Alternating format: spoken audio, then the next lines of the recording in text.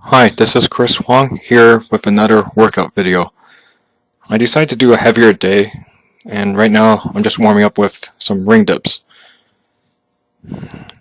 I actually do believe in full body training, so that's why I'm still doing like pushing exercise, pulling exercise, and exercise for the legs.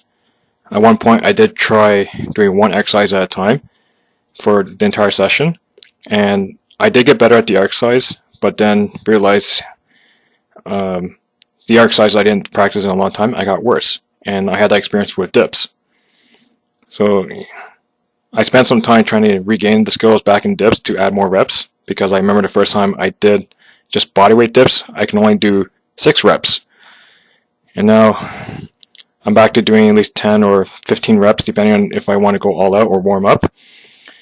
And for today's heavier version, I'm doing dips with a 40-pound weighted vest. I try to aim for about 5 reps for the first set or two, and then the last set I think I end up doing a bit less reps. So I do find that the vest was challenging to put on and take off as well, and it could be the reason why I didn't use it as often. Now for our next exercise, I decided to do reverse hypers on a bench. I forgot to do it before the dips, so here I am doing it now to warm up my lower back and my glutes.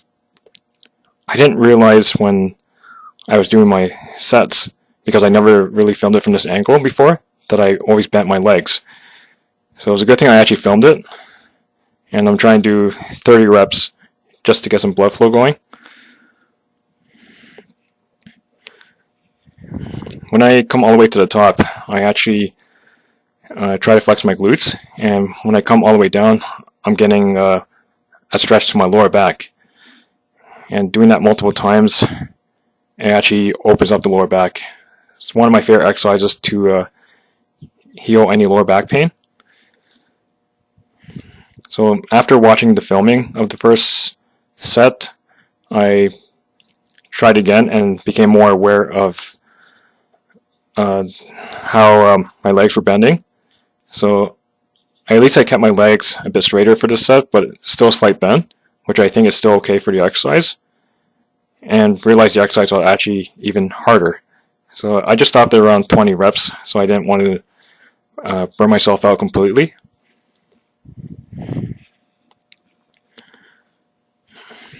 I did find I was always consistent with this exercise, so that I never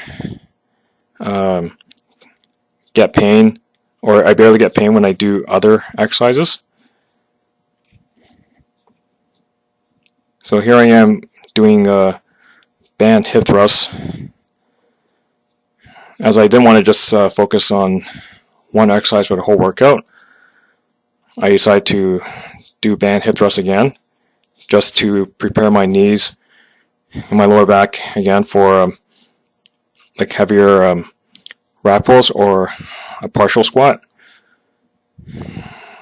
Here I am just warming up with just one thick band, just for 10 reps, just to get my hips warmed up. I find even the first set or two, I find my glutes are not as activated as much. It's the activation of glutes becomes weaker because I don't really think about my glutes outside of the gym. And I find even when I used to have sitting jobs all day, it was very hard to activate the glutes.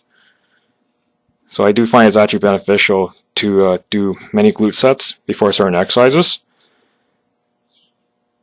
And right now here I am doing another set with thick bands around the knees, and then eventually adding the blue band for extra tension. I'm still warming up, as I want to still maintain a full range of motion.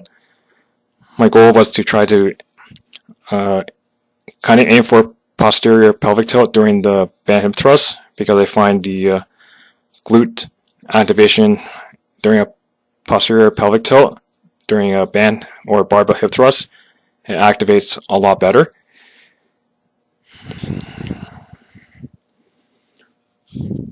And then I'm still warming up by adding an extra green band, as I actually want to still be prepared before I add a lot more tension on it.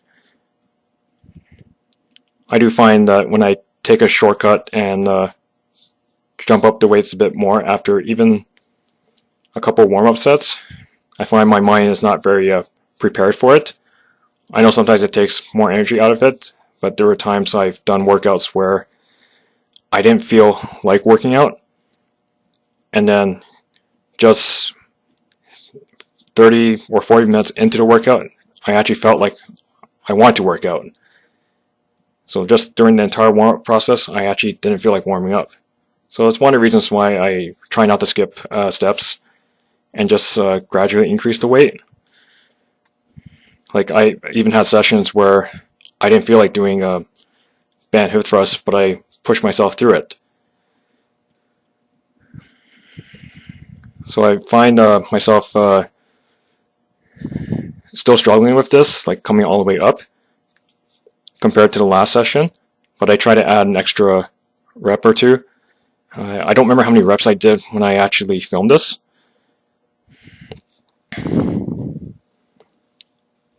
And I didn't really properly time the rests during this exercise, as I was just trying to recover, and also my phone was actually recording it, and it was the only source of a clock I had in the basement. But even though I still didn't come all the way up, I still tried to drive my heel, my big toe, and little toe into the ground just to activate the glutes and try to weight distribution correctly so that when I come all the way up, or as high as I could, the glutes are as active as possible. And I find like if I don't weight distribute properly, the knees buckle in due to the tension I have from the mini bands around the knees. The one downside about this exercise is I find the amount of time, or sometimes the difficulty it is to take all the bands off. But at the same time, I find it also takes more time and more work to use a barbell for this exercise, as I actually have to move equipment around just to have space to put a 7 feet bar to do hip thrusts. So even though I finished the hip thrusts, I actually originally wanted to do partial front squats. And then just seeing how the bar was left in the power rack from the previous workout, I just decided to switch up and do behind the back rack pulls below the knee. I used to do this above the knee at one point and realized my knees can't take it as much anymore.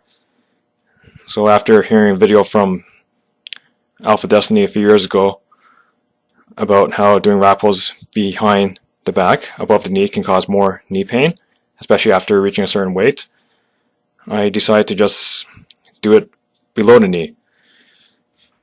I almost thought about doing it from the floor, but then I want to lift a little heavier, and it's also easier to put the plates on too. So here I am working up to 4 or 5 pounds. I think I did about 6 reps that session. I usually would go heavier, but I decided to stop maxing on 1 rep, especially on partial lifts. But at least I still got a weighted stretch upper back workout.